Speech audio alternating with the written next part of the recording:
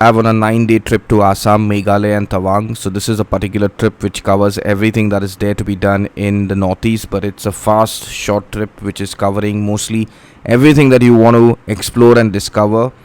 The only difference between the 9-day trip and a 10-day trip is that there'll be one night less on this journey. So basically, we're compromising a night stay in Shillong and in on the riverbeds of Dauki, because that's not possible in 9 days. So the difference would be here is that you're sacrificing a night stay along the riverbank in Dauki. So let's get to the blueprint. Day 1 is where you'll be driving from Guwahati to Shillong, which is a 90-kilometer journey. The journey will be roughly around 2.5 to 3 hours depending on the traffic you get. The meeting point for this trip will be Paltan Bazaar as usual.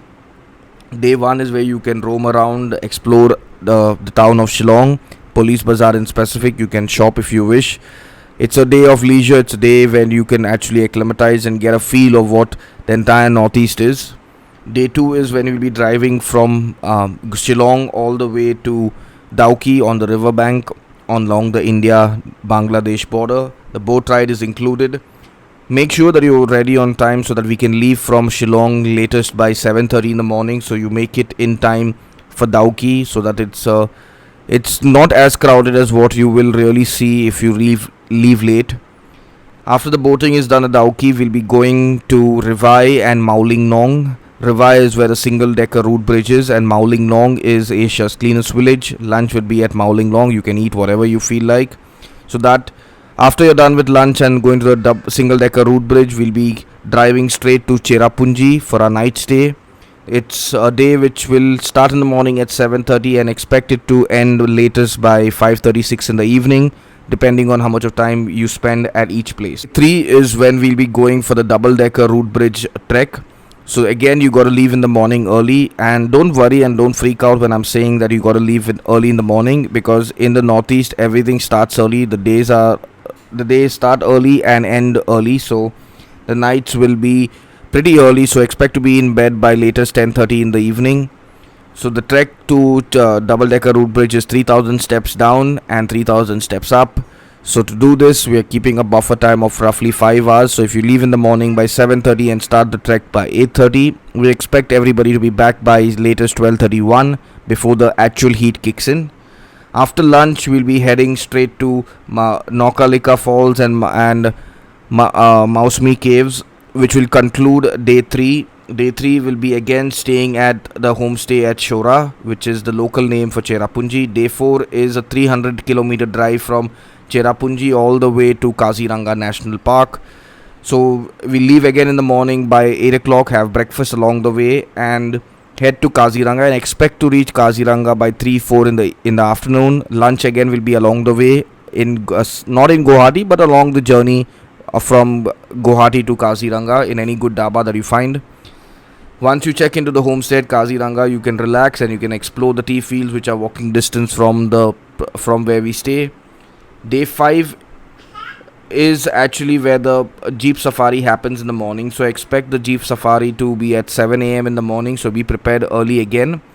And after the jeep safari, you'll come back by latest 9:30. You'll have your breakfast, and we'll be driving straight to Dirang in West Kamen region. The journey is 250 kilometers. So take an average of 8 hours to reach Dirang. So if we leave in the morning by 10 o'clock, we would be reaching Dirang latest by say 6 in the evening.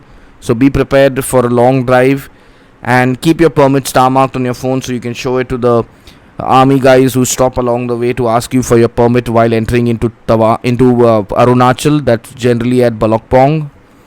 Once you reach Dirang, you can spend the rest of the day at leisure. You can go around the market, grab some dinner or food if you want, and sleep. Day 6 is in the morning. You can visit the Dirang monastery. The vehicle will take you all there if everybody wants to go there. Otherwise, we'll drive straight to Sela Pass and cross over Sela Pass. We'll be stopping at Sela Pass for not more than 15 minutes, because anything more than that will result in you getting a headache after you reach Tawang because of the altitude and the wind over there.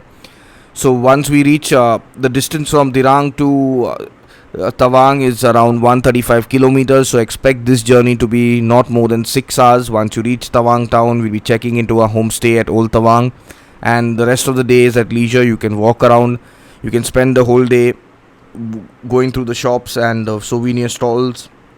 If you're feeling fine, you can even walk to Tawang Monastery or the War Memorial, which is literally walking distance from where we are. It's a place which will give you a lot of peace and calm, because that's what Tawang is. Expect the sunset to be really, really early in Tawang, so be prepared for a long night and a short day. Day 7 is when we'll be going to Bumla, Sangastar and Patsio Lake. So be prepared again in the morning early so that we can leave on time to be back on time. The first stop will be Sangastar Lake, then we'll be stopping at Y Junction and then Bumla. Or we should be back from all of these three places latest by say 2:33 in the afternoon. So after that you can have your lunch, and the rest of the day is again at leisure to roam around the town of Tawang.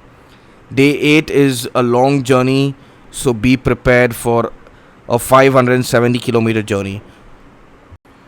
Journey on day 8 will be from Tawang straight to Guwahati. So we'll be leaving in the morning at sharp 5 a.m.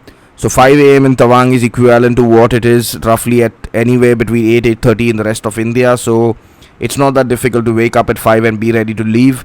We have done it in the past and we'll be doing it again. So we leave in the morning at 5 a.m. We'll be having breakfast in Bomdila, and after we're done with breakfast, we'll be driving straight away to Guwahati. Expect to reach Guwahati in the evening latest by anywhere between 6 to 8 p.m. based again entirely on the traffic that you get in Guwahati. We'll be entering the peripherals of Guwahati by say 5 o'clock in the evening, but then the traffic is all that keeps us from reaching our homestay at downtown. Once you reach your homestay, you can actually relax, have a bath and freshen up. Day 9 is a day when you can either board your flight, you can explore Guwahati, go to the temples, go to the banks of the river Brahmaputra, or you can explore and visit the smallest island in the world, which is again very close to Guwahati. So it's a day that is for you, meant to explore, self-explore. There will be no vehicle on day 9. So if you want to go to the airport, you can book an Uber or take the local bus, the airport bus, and just head back to the airports. This concludes our entire trip to Assam, Meghalaya and Tawang in 9 days. The trip is priced at 28,500, which includes your GST, and on this trip everything other than your meals are included. And the reason we are not including meals on this trip is because we don't want tourists on our trips. We just want backpackers, and the only way to buffer out the crowd is by not including meals, because a person who really wants to explore and be a backpacker with Tilo is someone who wants to explore food, and the best way to explore food is by not including it. So wherever we are staying and in every place that we stay, meals are always there because they have a kitchen, but it's just that we haven't included it on our trip so that you have the freedom to do what you want when it comes to food. If you're looking for double occupancy, the trip will cost you 32,550, that is per person costing again. And this trip is again not limited to anybody of any particular age bracket. It's open to everybody from the age of 18 to 99, as long as you are able to carry your own backpack and walk around and have fun. This trip is open to you, and we welcome people from all over the world. We are not just limited to people based in India or of a particular age group. So if you're looking to travel all across the Northeast without having to break the bank by spending on flights twice or thrice to visit each state, then this is the perfect trip for you.